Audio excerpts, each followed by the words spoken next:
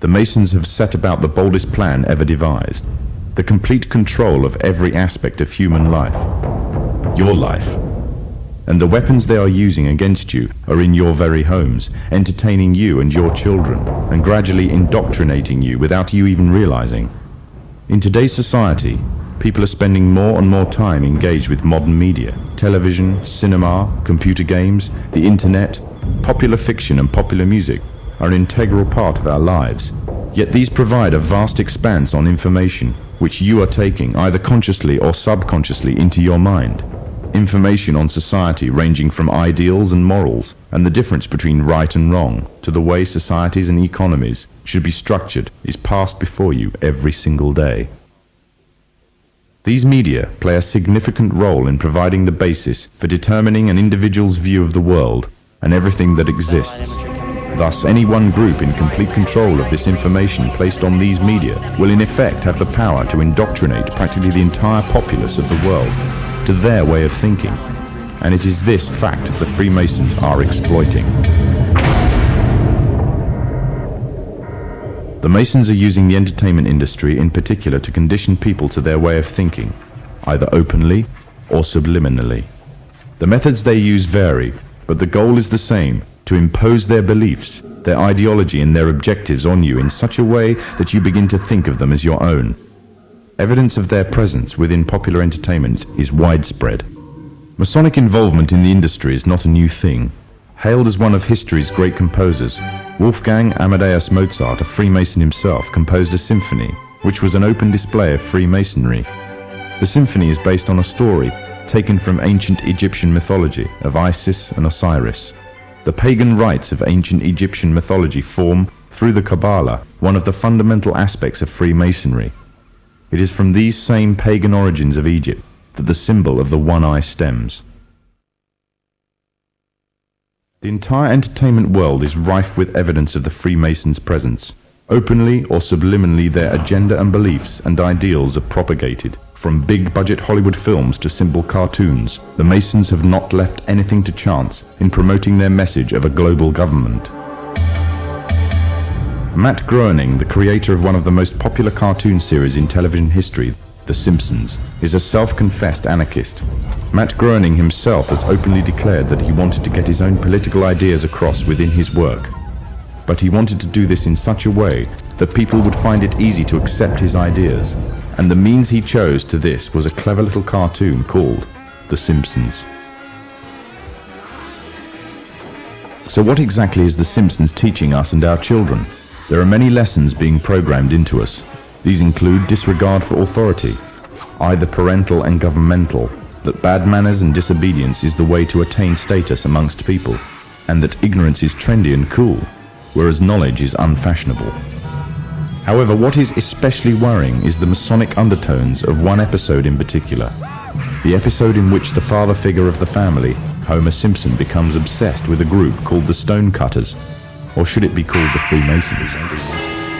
Upon joining the group, his fellow members find a birthmark on him, a mark that makes the rest of the group declare him to be the chosen one. You are the chosen one, whom the sacred parchment prophesied would lead us to glory. But with his newfound honor and dignity, he, Homer Simpson, fools himself into thinking that he is God. I always wondered if there was a God, and now I know there is, and it's me. Some may dismiss it as nothing more than a children's cartoon, a bit of harmless fun. But the influence it has on audience makes it a very effective means of propaganda, indoctrinating a people without them even realizing. Its very creators admit that they are propagating their political ideas to the audience in a covert manner. Ideas spread through the domestic television can reach a far wider audience than movies and cinema. And it is through this media that a new concept is being introduced. The concept of one global leader. Famous for his novel, The Jungle Book, Rudyard Kipling, another Freemason, wrote a book called The Man Who Would One Day Be King. This was later made into a big-budget Hollywood film, starring the likes of Sean Connery, Michael Caine, and Saeed Jaffari. The book is the story of two soldiers that journey to a country on the edge of India, a country that was once rumored to contain great riches, that once belonged to Alexander the Great. Upon reaching the country, the two soldiers are captured by the local inhabitants, a people called Kafirs, named after their country, Kafiristan. When the two men are about to be killed, a necklace is discovered around the neck of one of the soldiers. Engraved on it is the symbol of the Masonic one eye. The Kafirs revere him as their god and attribute to him the divine attribute of immortality. The man himself first regards himself as a king, and then in his newfound power begins to regard himself really as being a god.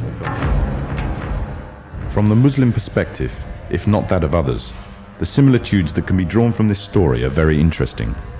The Muslim scriptures, called Hadith, contain many prophecies of the Prophet Muhammad. In these, it is prophesied that a man would arise from amidst the Kafirs, which means infidels in Islam, who would be recognized by his one eye and would be made a world leader, claiming first to be a king and then later to being God, and that he will seem immortal until an appointed time. In another film, the concept of global leader and global government is also strongly propagated. In 1996, the film Independence Day broke all box office records, becoming the 7th highest ranking film of all time. It entranced audiences around the world with a fictional story of an alien invasion on Earth. However, deep within the film's subliminal messages can be found, indicating the Freemasonic presence and the Freemasonic agenda.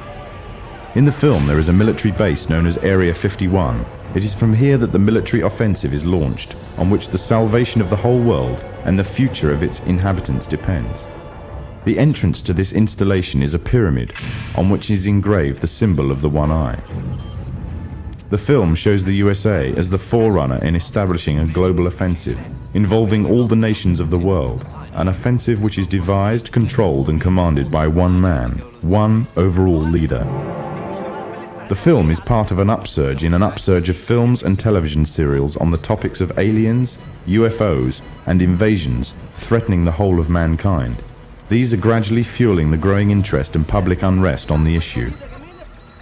This is just one of the many ways in which the Freemasons are paving the way for their global government.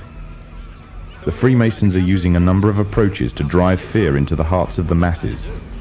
I occasionally think how quickly our differences worldwide would vanish if we were facing an alien threat from outside this world.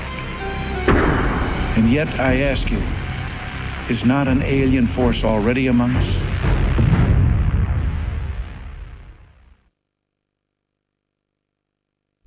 Other tactics that the Masons are using in order to bring about a one-world government and the need for a global security force controlled by them is to allow crime rates to soar, thus creating fear for personal and national security.